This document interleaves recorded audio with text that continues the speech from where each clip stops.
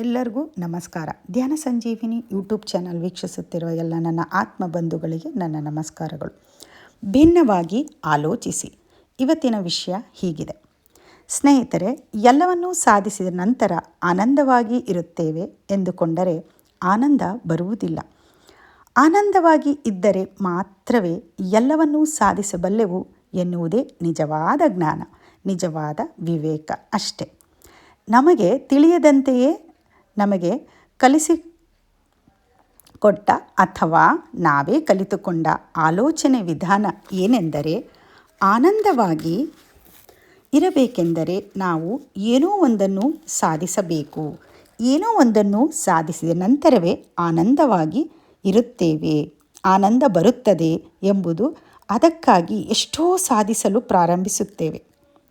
ಒಟ್ಟಾರೆ ಈ ಜೀವನವನ್ನು ಏನೋ ಒಂದನ್ನು ಸಾಧಿಸುವುದಕ್ಕೆ ಪಣವಾಗಿಟ್ಟು ಕಷ್ಟಪಡುತ್ತಲೇ ಇರುತ್ತೇವೆ. ಆ ಅಭ್ಯಾಸವನ್ನು ಮಾಡಿಕೊಳ್ಳುತ್ತೇವೆ.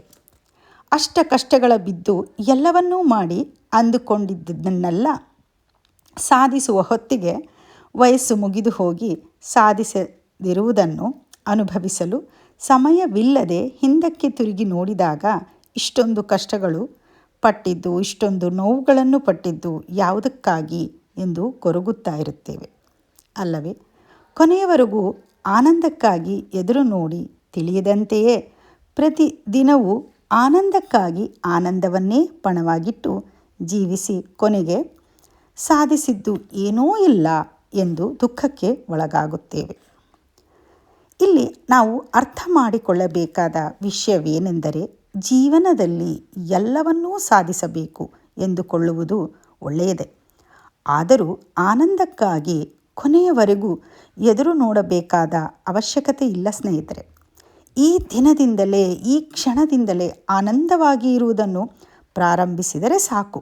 ಜೀವನ ಪ್ರಯಾಣವನ್ನು 1000 ಪಟ್ಟು ಹೆಚ್ಚು ಉತ್ಸಾಹದಿಂದ ಕಳೆದು ನಾವು ಮತ್ತಷ್ಟು ಶಕ್ತಿವಂತರಾಗಿ ತಯಾರಾಗಬಹುದು.